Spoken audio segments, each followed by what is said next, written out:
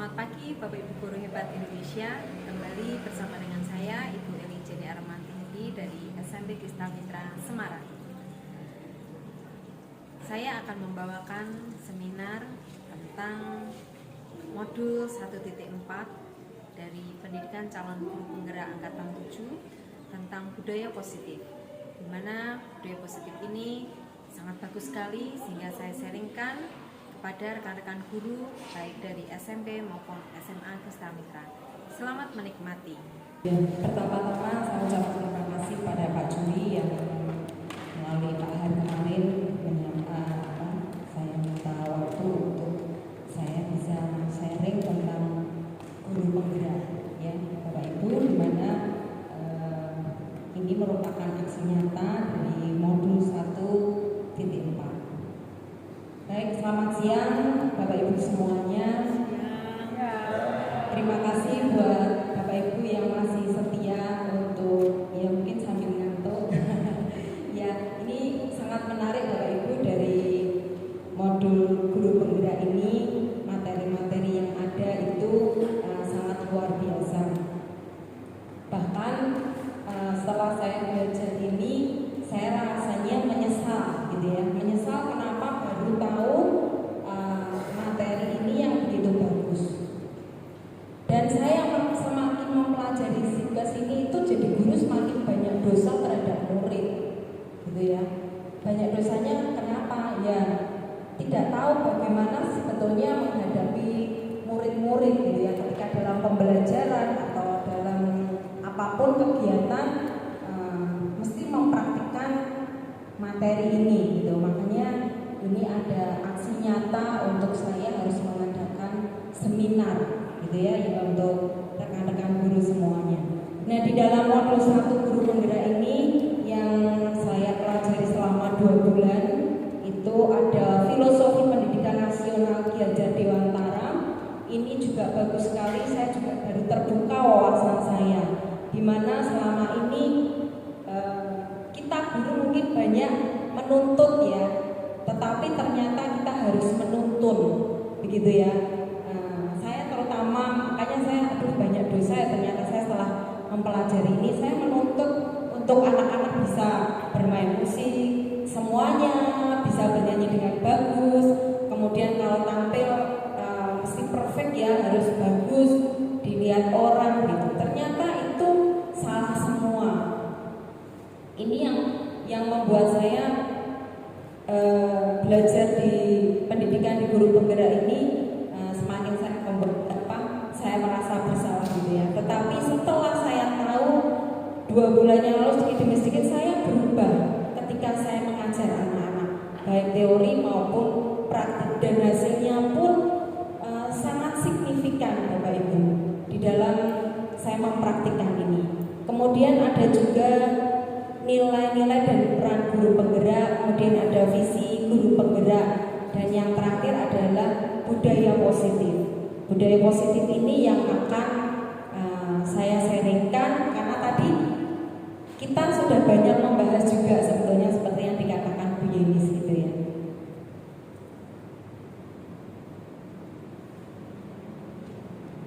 Nah, salam dan bahagia untuk Bapak Ibu guru yang hebat semuanya. Kita akan melihat tentang budaya positif. Nah, saat ini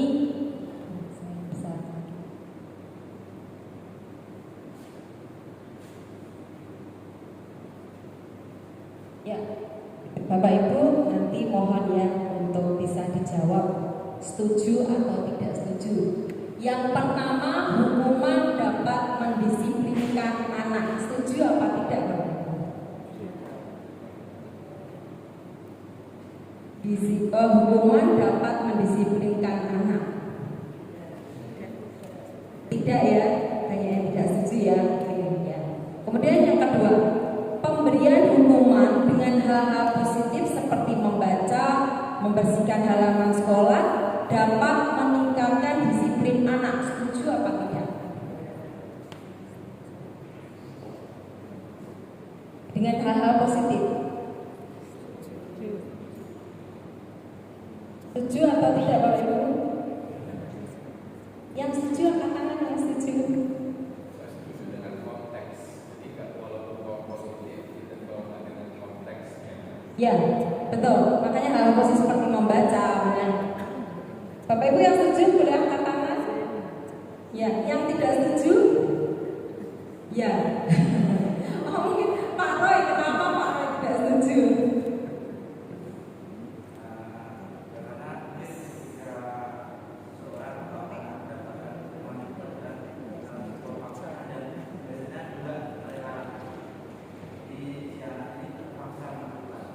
Terpaksa melakukan gitu ya, walaupun dengan hal positif ya.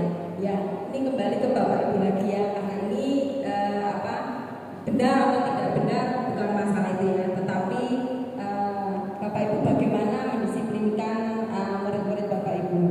Kemudian yang ketiga, memberi penghargaan dapat meningkatkan motivasi belajar anak. Setuju atau tidak setuju?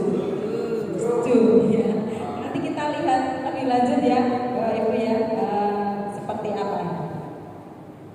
Nah, di topik ini ada 6 materi ya, yaitu disiplin positif dan nilai-nilai kebajikan universal. Tadi sudah banyak ya disiplin yang kita bahas, baik disiplin dari guru ataupun dari murid ya. Kemudian ada teori motivasi, hukuman dan penghargaan serta restitusi, ada keyakinan kelas, ada kebutuhan dasar manusia dan dunia berkualitas, ada restitusinya yaitu 5 posisi kontrol dan restitusi segitiga restitusi ya.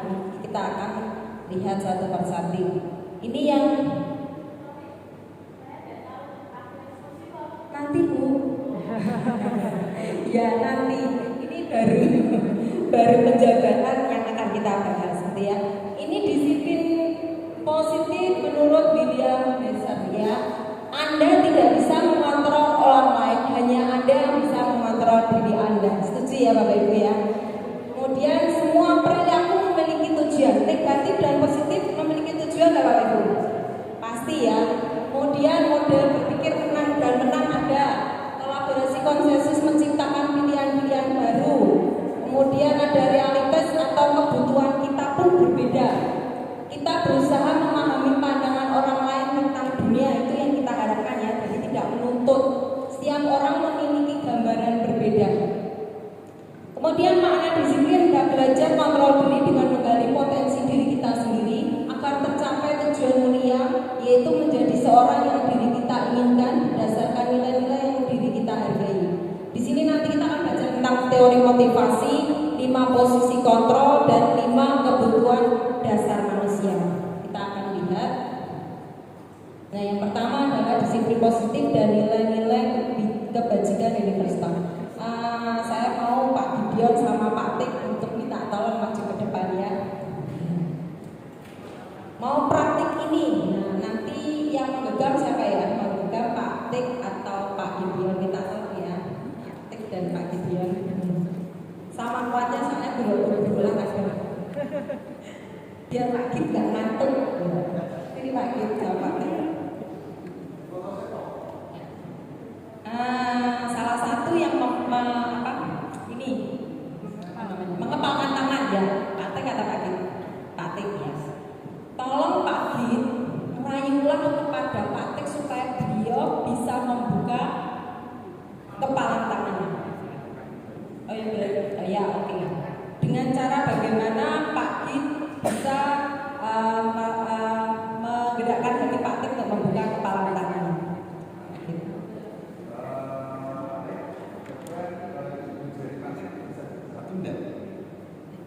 Terus jari telunjuk, jari tengah, jari manis, jari kelingking. Nah, sekarang lepaskan, pos. Oke, terima kasih. Terima kasih. Ya. Jadi tidak ngantuk Pak Gid? Ya.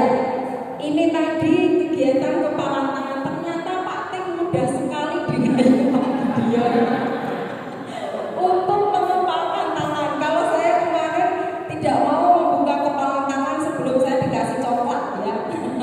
Jadi ini namanya saya mau ketika ada gitu ya. Saya mau ketika ada upahnya. Tapi Pak Tik dengan sadar diri, dengan mudanya diminta Pak Gim ya, disuruh ini, padahal pengennya Pak Tik itu ya memegang terus gitu loh. Ini tidak masalah kenal dan tidak Pak Tik. Maksudnya ini mengontrol seseorang. Ternyata Pak Tik dengan mudahnya ya diminta Pak Gim untuk membuka tangan. Tapi Pak Gim juga pintar karena apa? Punya trik untuk Pak Tik mau membuka seperti itu ya. Sebetulnya kegiatan kepalan tangan ini menunjukkan bahwa sebetulnya kita itu tidak bisa dikontrol orang lain, tidak bisa dipaksa-paksa. Nah ini sama dengan kita guru memaksa anak-anak sesuai dengan keinginan kita, ya. Padahal anak-anak harus belajar banyak materi, tetapi kita pengennya ya kamu pas saya pelajaran seni budaya pokoknya kamu harus menguasai seni budaya, matematika pokoknya kamu harus menguasai matematika. Secara tidak langsung kan seperti itu ya. Apalagi kalau orang tua untuk pokoknya nilai kamu harus bagus, ya sekurang-kurangnya di atas AKM, gitu ya. Nah ini ada perubahan paradigma, stimulus, respon, dan teori kontrol. Bisakah kita mengontrol seseorang? Stimulus respon kita mencoba merubah orang yang berpandangan sama dengan kita. Nah ini tadi yang terjadi ya, anak-anak kita kepengennya dia seperti ini, harapan kita. Kita teori kontrol kita memahami pandangan orang lain tentang dunia. Sepertinya harus seperti itu ya. Kita menghargai berarti untuk orang lain punya pandangan yang berbeda dengan kita. Perilaku buruk dilihat sebagai suatu kesalahan, padahal semua perilaku memiliki tujuan, entah itu negatif atau positif.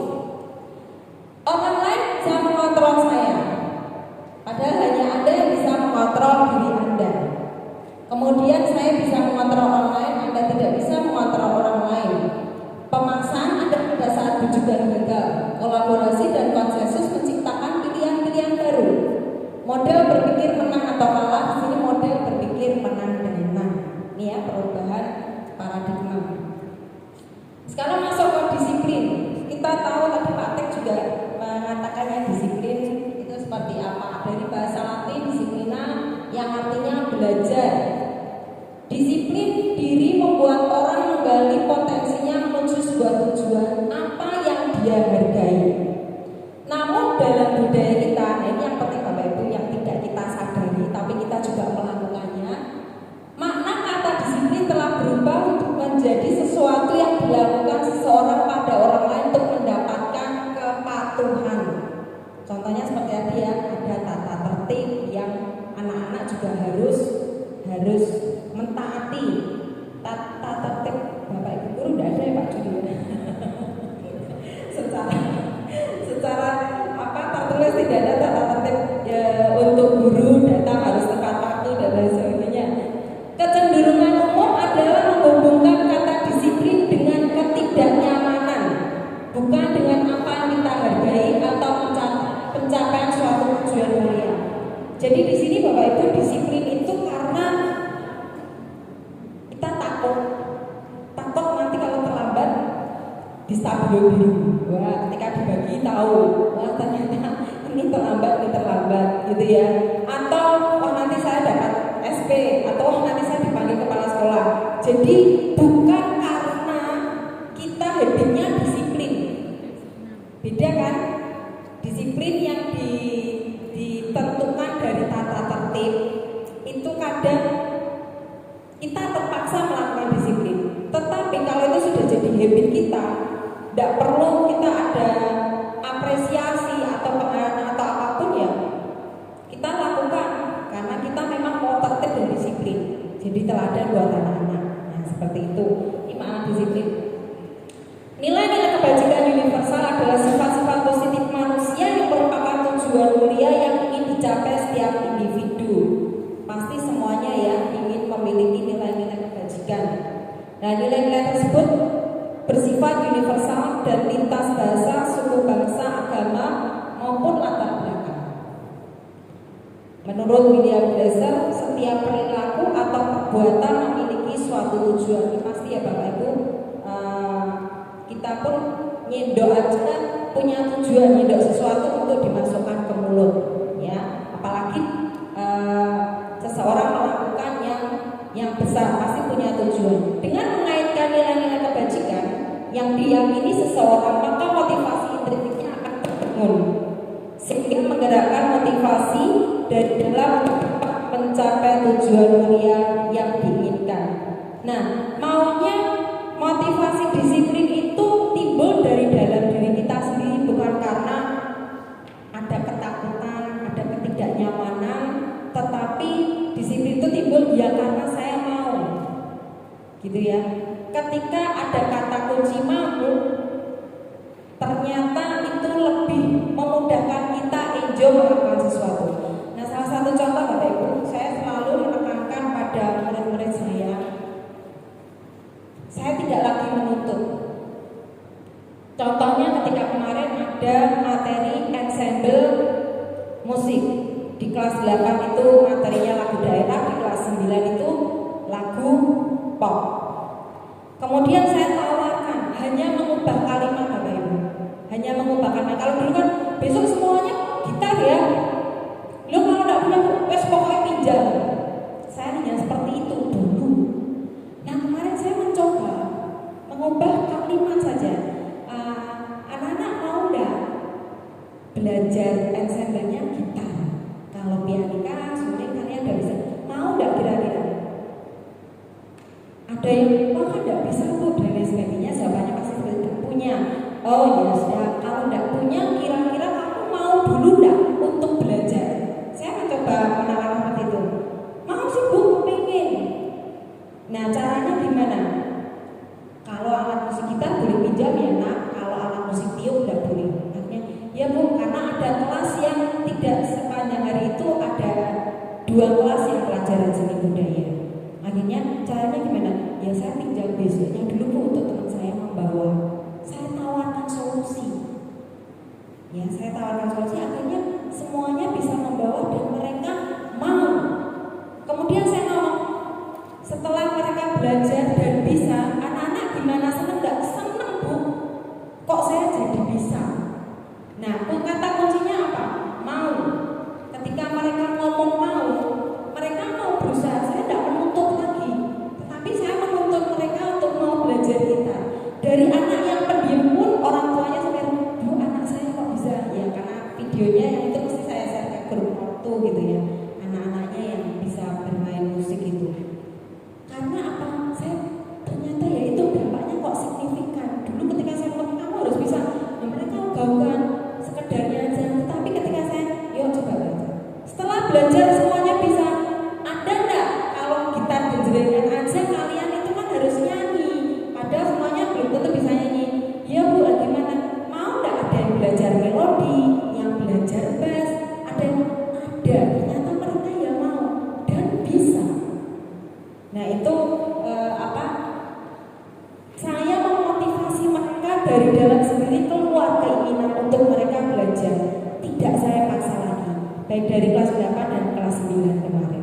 Itu ya Bapak Ibu, ini bisa diterapkan juga. Bapak Ibu hanya mengubah kalimat-kalimat yang menuntut siswa, ternyata mereka justru lebih siap untuk mengikuti pelajaran dibanding kita paksa-paksa, gitu ya. Nah, nilai-nilai kebajikan universal pertama ini juga ada di kurikulum Merdeka ya, untuk beriman, bertakwa, mandiri, bernalar kritis. Ini Bapak Ibu sudah tidak asing lagi.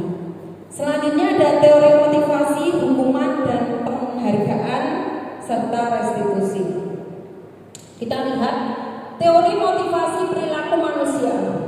Nah, ini yang saya bilang tadi, untuk menghindari ketidaknyamanan atau hukuman. Banyak ya anak-anak yang seperti itu, ya kan? Ya mungkin tadi Wenis nggak tertib di SMA. Kalau di SMP memang masih tertib anak-anaknya ya, begitu. Upacara jam 7 kurang 10 dan anak-anak sudah siap di lapangan. Hanya Bapak Ibu guru aja, ayo gitu aja yang piket gitu, atau begalung ke kelas-kelas gitu ya. Itu untuk tapi anak-anak sudah sadar sendiri untuk ke lapangan upacara gitu ya. Kemudian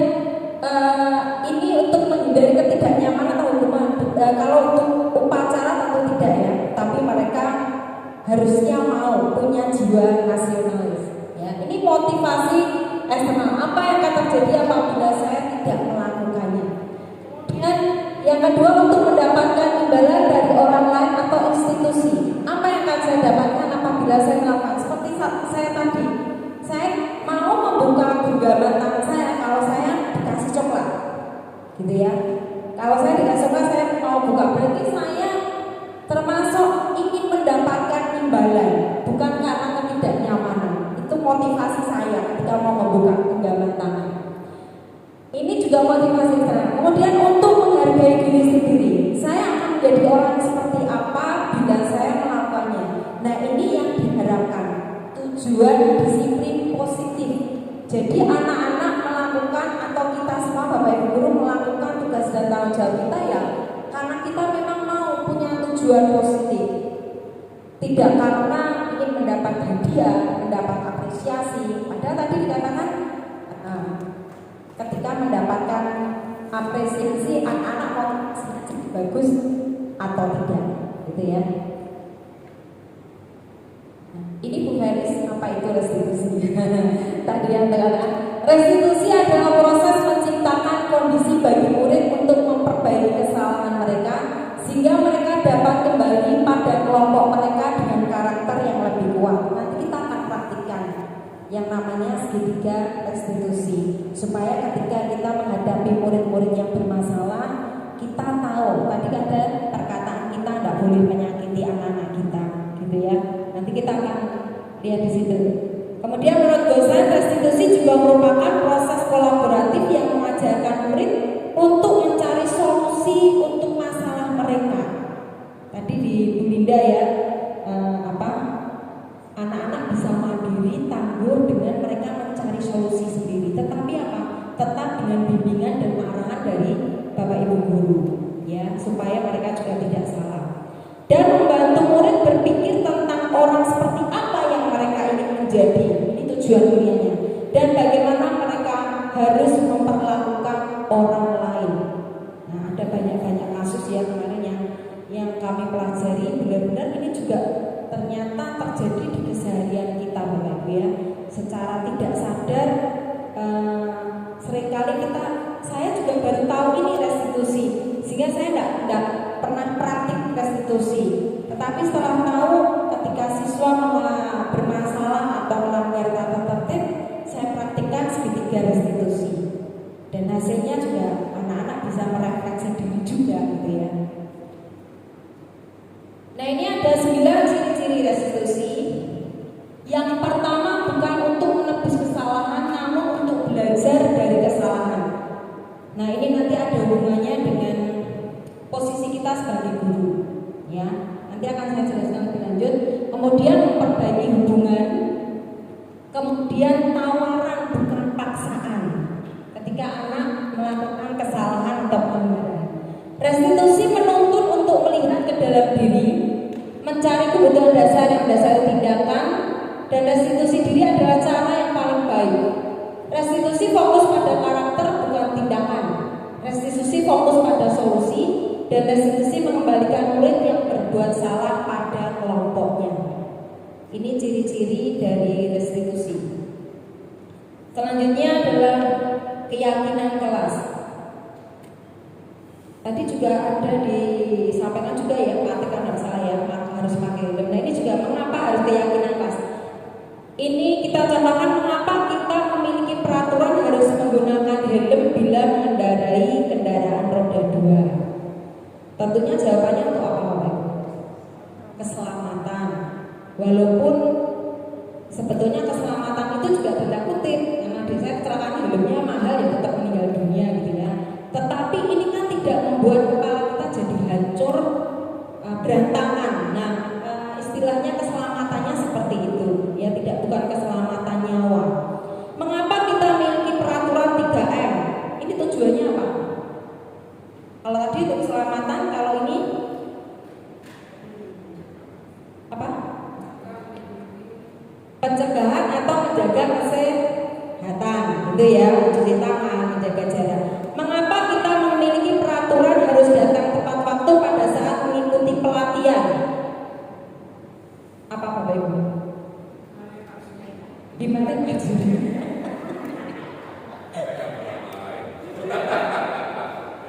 Ya, tujuannya supaya apa ya, semuanya berjalan tepat waktu gitu ya, tidak molor-molor, kemudian apa, nah ini juga menghargai diri kita sendiri, menghargai pembicara. Nah ini ada banyak hal gitu ya tujuannya ya. Nah untuk mendukung motivasi intrinsik kembali ke nilai-nilai atau keyakinan yang lebih menggerakkan seseorang dibandingkan mengikuti serangkaian peraturan. Nah peraturannya kalau Pak Juri kan memang selalu on time ya Pak Juri ya, jadi harus tak. Nah, saya juga senang seperti itu gitu ya, walaupun kadang akan meracuni gitu ya tidak sempurna. Nah kesepakatan kelas Bapak Ibu, kesepakatan kelas itu dibuat tidak berbeda dengan peraturan kelas ya. Peraturan kelas itu lebih lebih ekstrim gitu ya, pokoknya peraturannya begini. Tapi kesepakatan kelas kita buat bersama-sama dengan anak didik kita. Yo anak-anak, mesti Bapak Ibu di awal tahun pelajaran baru ya bikin kesepakatan kelas kan. Nanti kalau pelajaran saya bla bla bla bla. Nah ini penting, dan kesepakatan kelas itu tidak banyak-banyak, sedikit tapi yang diingat anak-anak dan bisa dilakukan bersama. Contohnya kami guru dan murid datang tepat waktu. Bisa enggak?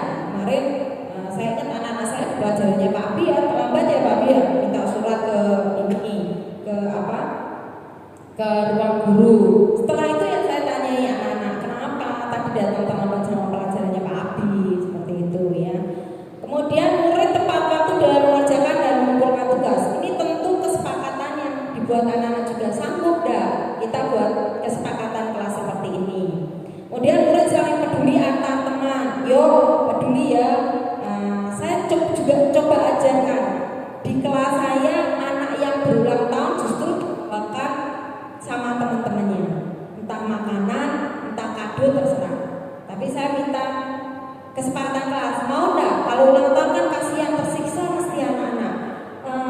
Harus kalau pas mau ulang tahun tuh stres, kenapa harus keluar dana untuk traktir teman-temannya. Kali ini yuk kita buat yang ulang tahun tidak stres, tapi kita mau bawakan makanan atau kamu mau kasih apa, dan ini berjalan gitu ya. Kemudian menjaga kebersihan di kelas. Nah, saya paling risih ya Bapak Ibu, kalau kebersihan kelas itu ada kabel-kabel, yo tolong ya kabelnya, saya sudah beri jangan kayak gini dong, berserakan. Lama-lama anak-anak ngikuti mungkin dengan mas-masan dulu ya. Tetapi sekarang enggak.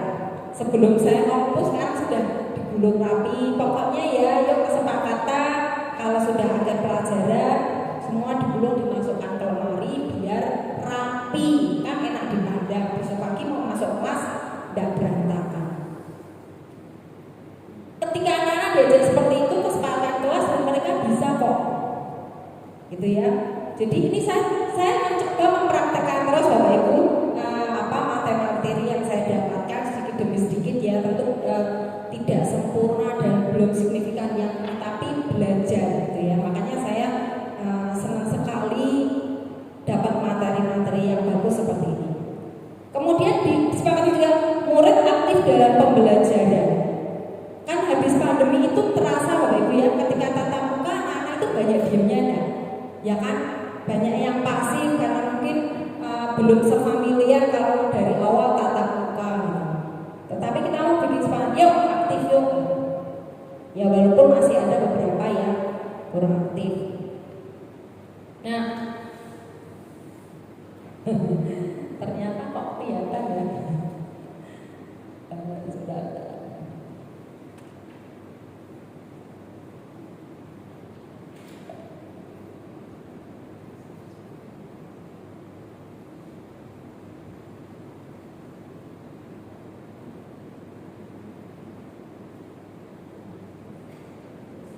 Mungkin ada yang cerita sedikit Bapak Ibu, contohnya ya, selalu kembalikan buku ke tempatnya, itu nilai kebajikannya adalah tanggung jawab.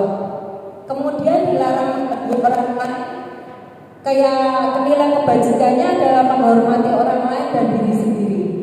Yang ketiga, hadir di sekolah 15 menit sebelum pembelajaran dimulai, kira-kira nilai kebajikannya apa Bapak? Apa? Disiplin dan tepat waktu. Ya. Kemudian kalau dilarang melakukan kekerasan, kira-kira nilainya apa? Mengasihi orang lain, ya, mengasihi orang lain atau menghargai orang lain, ya. Kemudian dilarang menggunakan narkoba, nilainya apa?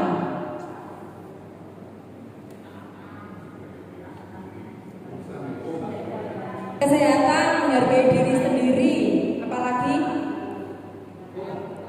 apa? Taat hukum, apa sama? Ingat masa depan, nilai kebajikannya banyak ya, Bapak Ibu. Kemudian bergantian atau menunggu giliran, nilainya apa? Rendah hati, menghargai, apa? Sabar. Ya, banyak ya ternyata ya. Kemudian gunakan masker, nilainya apa? Kesehatan pasti itu ya. Kemudian jangan berlari di kelas atau koridor. Keselamatan.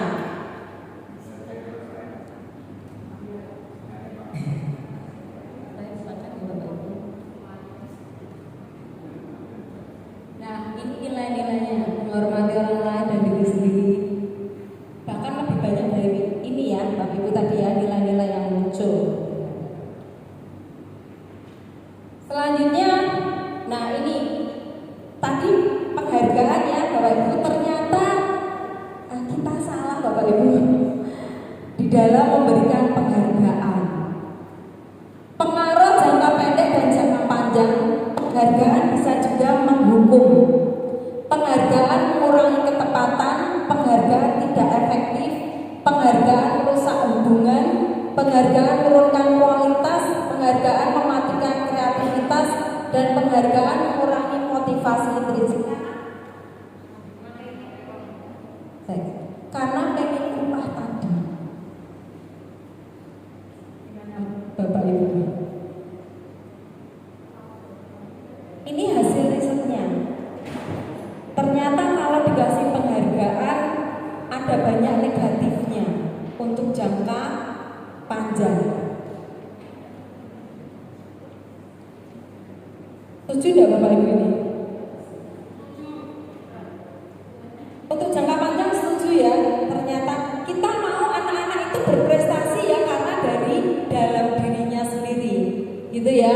Jadi motivasi intrinsiknya yang timbul, yang dikuatkan, tidak karena aku mau karena aku mau dapat sesuatu. Ini berlaku anak-anak SD ya, banyak kan yang seperti itu. Nyok, nanti kalau kamu 3 besar sudah usah pegang, 3 besar tak kasih hadiah. Nah ini anaknya padahal tidak ada ranking lagi kan, tapi orang tua selalu menanyakan peringkat. Nah puji Tuhan kemarin waktu terbagi rapat tuh hanya ada 1 orang tua yang menanyakan peringkat, yang lainnya tidak ada ya. Sudah menyadari tidak ada peringkat ya. Nah ini ternyata ada upah itu membuat anak tidak memunculkan motivasi yang baik dari dirinya. Dia melakukan karena ada upah. Dia melakukan karena ingin dipuji. Dia melakukan karena ingin mendapatkan apresiasi. Tetapi kalau kita mau menghargai dengan contohnya wajah luar biasa ya kamu ya, hanya dengan kata-kata itu tanpa hadiah itu justru lebih membangkitkan anak tersebut menjadi aduh aku dihargai sekali ya. Dia main salah saya mencoba menghargai, tidak apa-apa hanya kurang jam terbang tinggi ya, saya gitu kan. Tapi satu saat ya kadang kita bisa kamu tadi ini tak kasih ya coklat ya, ini apresiasi yang bagus juga, tapi kan tidak setiap saat. Hanya saya di kelas pernah kalau ulangan nanti hari ini, penilaian hari ini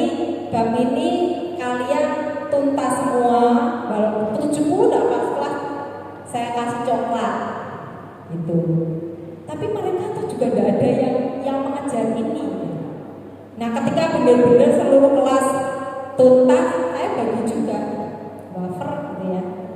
Mereka senang, tapi ini tidak membuat mereka terus, saya tidak janjikan terus, enggak.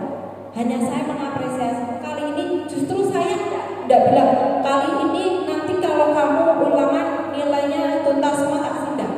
Tiba-tiba saya lihat, saya koreksi, baru besoknya saya kasih. Ini kan yang sekelas tuntas semua saya kasih. Nah itu jadi kalau dulu gitu ya. Ada kadang perlu mengapresiasi seperti itu. Perbedaan hukuman dan konsekuensi. Hukuman sesuatu yang menyakitkan harus terjadi. Benar ya Bapak Ibu ya. Nanti saya juga kasih contoh karena banyak mengalami ya. Kalau konsekuensi sesuatu harus terjadi. Hukuman membuat anak sakit fisik maupun hati untuk jangka waktu lama. Ini tidak guru toh. Di rumah orang tua juga seperti itu. Kalau konsekuensi membuat anak merasa tidak nyaman dalam jangka waktu pendek. Anak membenci kedisiplinan, konsekuensinya anak menghargai disiplin. Paksaan, stimulus tanggapan, mendorong anak menyakiti diri sendiri kalau hukuman. Tapi kalau konsekuensi mendorong anak dan mudah menyesuaikan diri. Konsep diri yang buruk, yang satunya konsep diri yang baik. Hukuman anak belajar untuk menyembunyikan kesalahan. Kalau sudah ngapusi satu akan ngapusi berikutnya, ya kan Bapak Ibu ya. Kalau sudah anak ngapusi itu dia akan terus berbuang pada gurunya. Tapi kalau konsekuensi anak belajar untuk mematuhi peraturan. Marah, merasa bersalah, dipermalukan, merasa tak dihargai. Kalau konsekuensi kehilangan hak, dibuat tidak nyaman, diasingkan untuk sementara. Ini hukuman saya ingat Bapak Ibu ketika membuat anak sakit. Bapak Ibu ingat angkatannya Ines, Yeskiel, Wisnu, itu yang main musik itu ya. Saya pernah saya marahi di sini, saya ingat sampai sekarang. Dan ketika mereka main di sini, saya ajak makan di kantin itu, mereka cerita, ingat dulu pas mau ibadah kita tidak siap main musik, Bu ini marah-marah. Ternyata dia mengingat, sudah kuliah tapi masih mengingat saya marah. Nah itu makanya saya merasa berdosa gitu ya. Saya kan pengennya perfect, dia ngiringi ibadah kan ya bagus, tidak ada kendala gitu. Tapi mereka kurang persiapan, kurang latihan gitu, saya marah. Dan anak ini menyimpan. Hanya waktu itu kan saya memang dengan anak-anak yang pelayanan ya biasa aja gitu ya. Marah saya selesai sudah. Tetapi ternyata anak itu menyimpan kata-kata saya ketika marah. Ini termasuk hukuman yang bukan hukuman fisik loh ya, tetapi hukuman saya ngomong itu ternyata menyakiti anak-anak itu. Nah ketika makan saya bilang, maaf ya dulu ya, gue ini nggak tahu, kepengennya kamu ngiringi bagus, dengan ketawa-ketawa sih mereka itu ya, ya ini sama satunya siapa itu ya, tiga anak itu. Jadi Bapak Ibu tadi hukuman tidak mendidik, tetapi kita ajari mereka untuk menerima konsekuensinya apa, gitu ya. Nah, Bapak Ibu bisa menebak hukuman atau konsekuensi. Mencatat 100 kali di dalam buku kalimat, saya tidak akan terlambat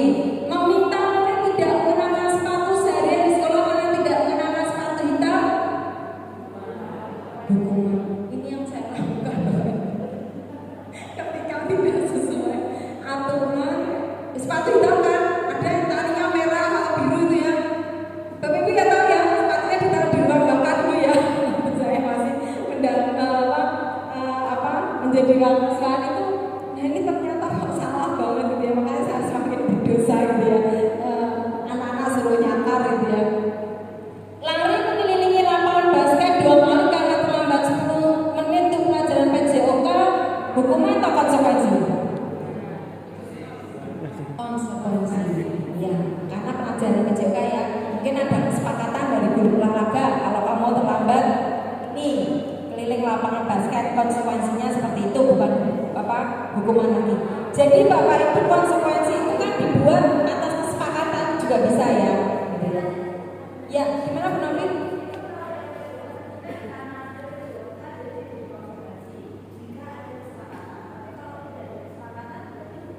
Bisa juga hukuman, iya. Ya, tergantung gitu ya kesepakatan ya yang dibuat ya. Tapi kalau ada orang nggak tahu, bisa hukuman. Yang nggak tahu bisa hukuman. Iya betul Pak. Makanya kan kalau tidak hukuman konsekuensi kan karena kesepakatan. Kalau kesepakatan dia tahu.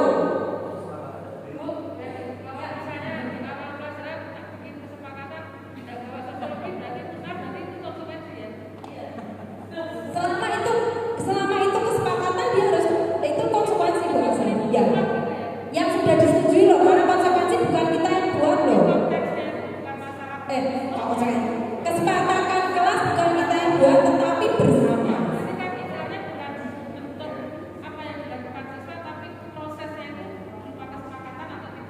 Ya, itu. Jadi makanya perlu ada kesepakatan kelas ini. Ya Pak Uci. Tapi orang tua murid kan bisa ngomong itu hukuman. Ya kita memberikan penjelasan Pak Besi. Ya, tapi kan Dan kontrak itu toh, kita bisa.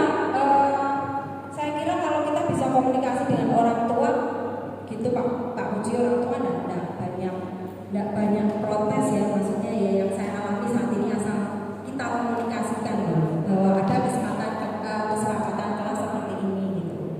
Orang tua banyak menerima Pak Uci kalau ada komunikasi seperti itu, dan kita kasih tahu, misalnya kalau tata tertib itu tidak terima orang tua, Pak ini ada ya sudah dikasih tahu.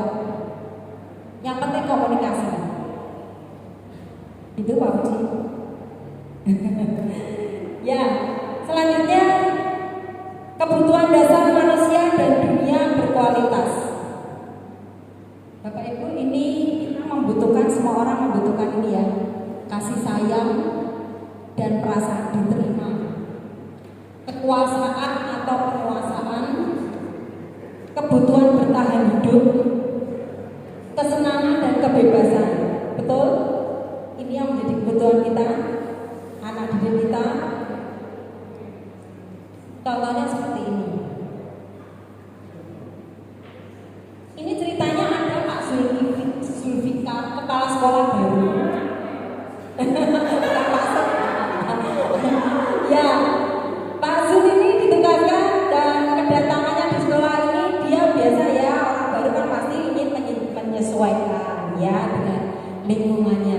Namun ada beberapa guru yang biasa bereaksi negatif dengan kebijakannya.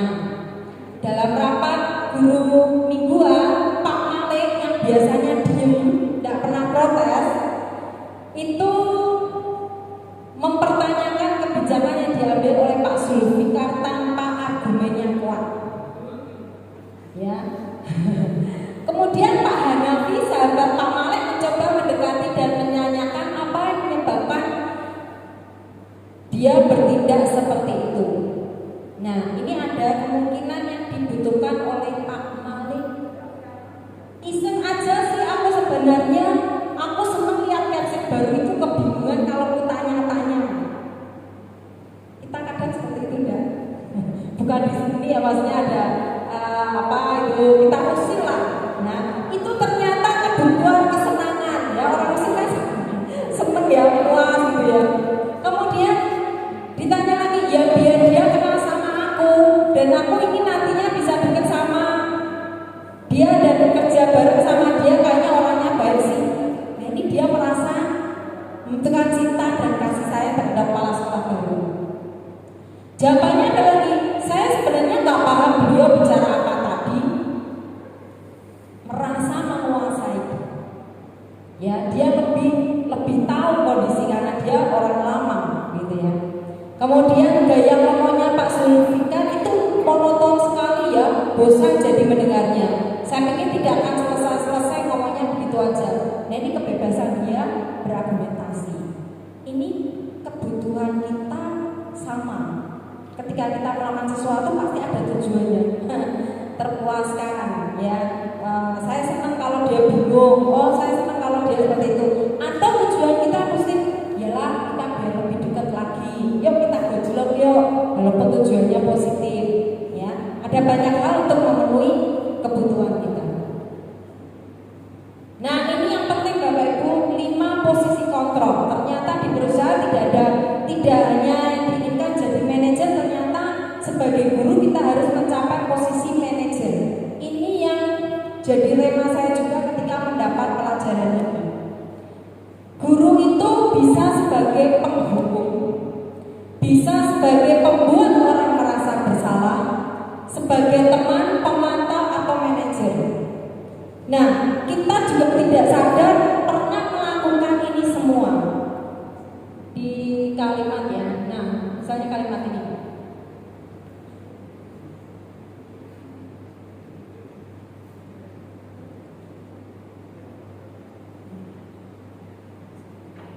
Penghukum menghardik, menunjuk-nunjuk, menyakiti dan menyindir.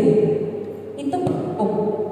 Kalau membuat orang merasa bersalah, berceramah dan mengatakan seharusnya kamu tuh begini-begini, ya kan? Atau ibu kecewa atau bapak kecewa karena kamu sudah melakukan hal ini. Itu membuat anak menjadi merasa bersalah. Kemudian teman membuat alasan-alasan untuk muridnya. Ayolah, lakukan toh demi ibu, demi bapak, biar bapak tidak dimarahin kepala sekolah, biar orang tua begini-begini. Ini teman. Pemantau, menghitung dan mengukur. Coba apa peraturannya? Kita ngomong, kamu salah toh, coba peraturannya seperti apa? Kita memantau anak ini, seberapa jauh dia mengerti peraturan sehingga melanggar. Kamu manajer mengajukan pertanyaan-pertanyaan. Apa yang kita yakini? Apa yang bisa kamu kerjakan untuk memperbaiki masalah ini? Ini posisi manajer. Dan ternyata guru diharapkan semuanya berada di posisi manajer.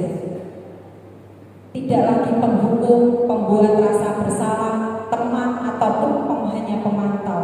Tetapi kita semua ada di posisi manajer. Kita praktik sama-sama ya Bapak Ibu ya. Ternyata ini yang bisa menguatkan pribadi. Kalau penghukum terus memberontak, menyalahkan orang lain, berbohong, ketergantungan, bahkan bisa mengulangi kesalahan, dendam, anaknya bisa dendam juga kepada guru. Banyak kan murid yang seperti itu dendam pada gurunya ketika kita ngomong atau bersikap yang sudah menyakiti dia. Itu ya Bapak Ibu. Jadi ini posisi kontrol yang kita inginkan adalah harus menuju manajer Bapak Ibu. Jadi saya mengajak Bapak Ibu semuanya untuk berada di posisi manajer, walaupun tidak belajarnya cukup lama ya, butuh kesabaran. Yuk kita tekan ya Bapak Ibu. Saya kecewa sekali dengan kamu. Nah ini membuat orang merasa bersalah. Sekarang kalimat kedua Bapak Ibu, penghukum atau manajer atau yang tadi ya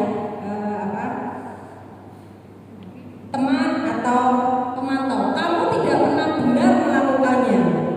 Ini apa posisinya? Apa? Penghukum. Kamu tidak pernah benar melakukannya. Ayolah lakukan demi ibu atau bapak. Teman, lihat sekali ya. Apakah kamu mendapatkan stiker? Apakah kamu mendapatkan stiker bintang hari ini? Apa? Pemantau. Bagaimana kamu bisa menyelesaikan masalah ini, nak? Manajer. Kamu selalu yang paling terakhir. Apa?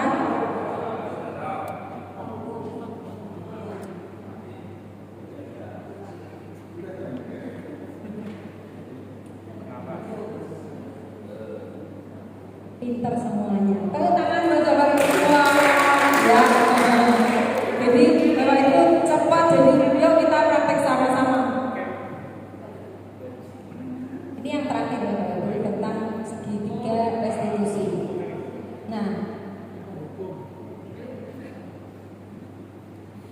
Nah ini yang harus kita praktekkan segitiga restitusi, yaitu validasi kebutuhan. Di situ kita punya kalimat, kamu tentu punya alasan mengapa melakukan Ya, ketika anak tidak pakai PIN atau seragamnya salah, kita bisa tanya, punya alasan atau apa penyebabnya. Ini posisi manajer harus mempraktekkan segitiga restitusi. Kemudian adakah cara yang lebih efektif untuk mendapatkan apa yang kamu butuhkan? Ini validasi kebutuhan. Kemudian menanyakan keyakinan, nilai-nilai apa yang kita telah sepakati ketika anak itu melakukan pelanggaran di kelas. Kita tanyakan. Kemudian kamu ingin menjadi orang yang seperti apa? Pengennya anak itu mau seperti apa? Ini menanyakan yang keyakinan terakhir dalam pendidikan identitas. Setiap orang pasti pernah melakukan kesalahan. Jadi Bapak Ibu ketika anak melakukan kesalahan, kita tidak perlu langsung bla bla bla bla bla, tapi iya ya pasti setiap orang pernah melakukan hal yang sama kayak kamu. Itu posisi manajer. Kamu bukan satu-satunya yang pernah melakukan ini. Atau kalau kita pernah ya kita ceritakan, kamu juga pernah dulu melakukan yang seperti itu, hal yang sama. Kemudian baru kita menawarkan solusi. Itu segitiga restitusi. Jadi Bapak Ibu, ini yang terakhir, kita diajak untuk menjadi posisi manajer sebagai guru. Kemudian kita mempraktikkan segitiga restitusi ketika anak melakukan pelanggaran. Jadi nanti kita bisa menghasilkan generasi-generasi yang tidak sakit hati karena perkataan Bapak Ibu guru, generasi yang termotivasi dari dalam dirinya sendiri karena kemauannya sendiri, bukan karena tuntutan dari guru, tetapi karena tuntunan dari guru. Bapak Ibu siap untuk melakukan semuanya ini? Semangat Bapak Ibu? Semangat ya. Ini ada sedikit di videonya ya Bapak Ibu, kemarin saya praktik.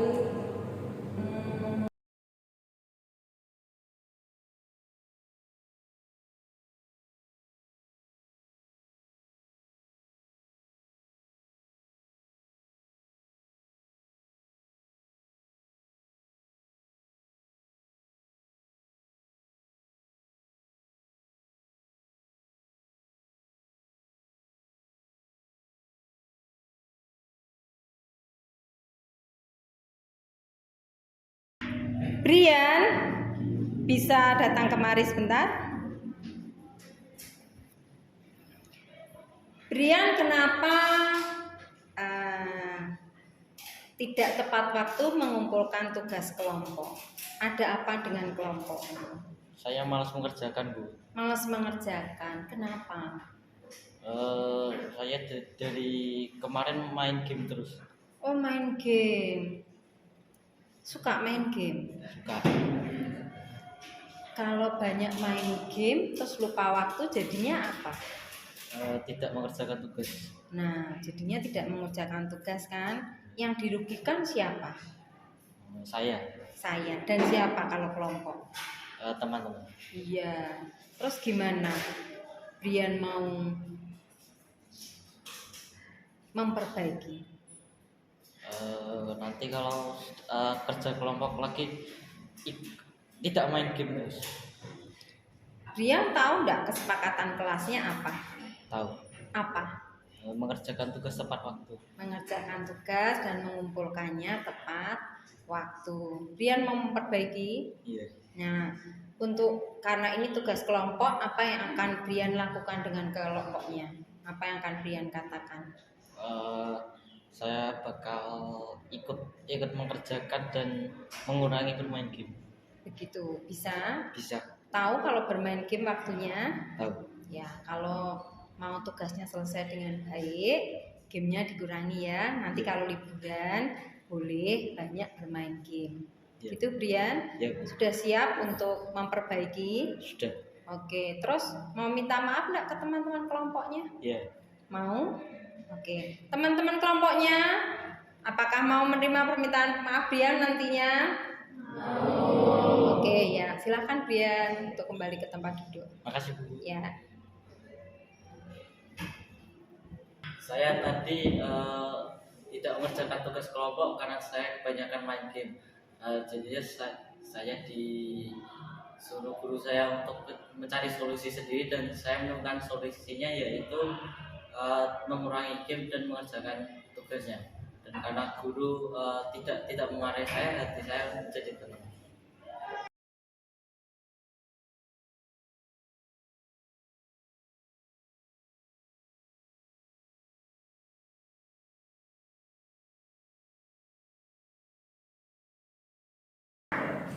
Catherine, saya lihat kamu ada yang tidak lengkap dari seragam kamu. Apa ya, Catherine? Pin. Ya, Welly pakai pin nggak? Pakai. Harusnya pin digunakan nggak? Ya. Ya, kenapa itu? Kok tidak pakai? Pin saya rusak. Pinnya rusak. Tadi pagi kenapa Catherine tidak bilang ke wali kelas? Takut apa? Gimana? Emang kalau tidak bawa dimarahi wali kelas? Ya, biasanya gitu. Masa sih? Apa tidak dipinjemi wali kelasnya? Ya, sama dipinjemi. Iya. Ini rusak. Terus kalau rusak apa solusinya, Kat? Beli yang baru. Beli yang baru. Kapan Catherine mau beli? Kesempatan kelas kalau tidak menggunakan pin atau tata tertib harus apa?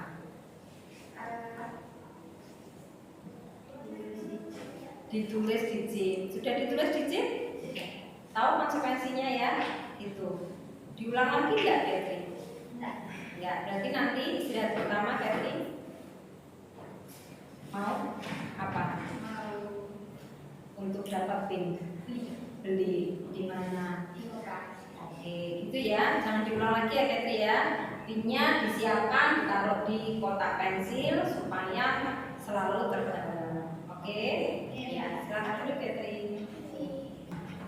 Jadi tadi saya melanggar tidak memakai seragam lengkap, yaitu pin saya tidak memakai pin. Terus guru saya menawarkan solusi yaitu membelinya atau dipinjamkan. Jadi saya memilih untuk membeli pin tersebut pada saat jam istirahat. Dan guru saya ternyata tidak marah. Karena itu saya jadi tidak takut lagi.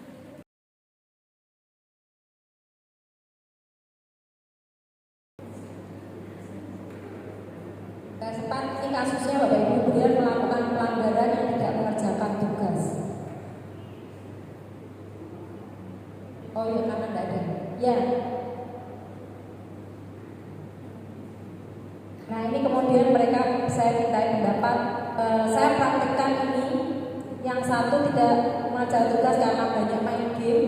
Yang satu tidak menggunakan pin. Ini saya praktekkan dan saya mencoba menanyakan seperti yang ada di segitiga restitusi tadi.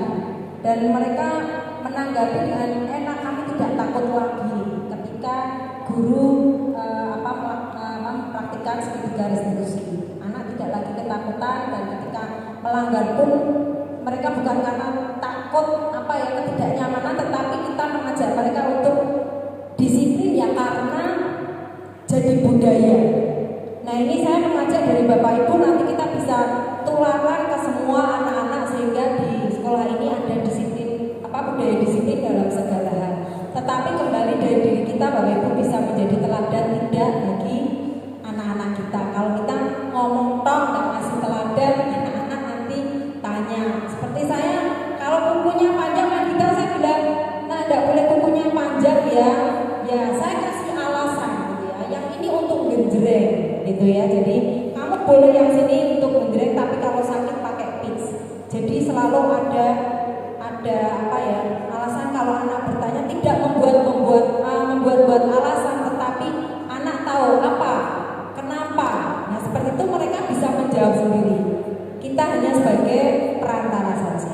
Begitu Bapak Ibu untuk materi dari guru penggerak yang hanya modul 1.4 sebetulnya ada banyak dan bagus-bagus. Nggak tahu saya bisa berbagi lagi atau tidak, semoga bisa dan kita praktik sama-sama ya Bapak Ibu, dengan dukungan ya Pak Juri didukung untuk Pak Sor dan Pak Har untuk kami guru-guru mempraktikkan guru yang profesional. Terima kasih sekali lagi untuk kesediaan Bapak Ibu dalam menikmati materi budaya positif. Sekian dan terima kasih.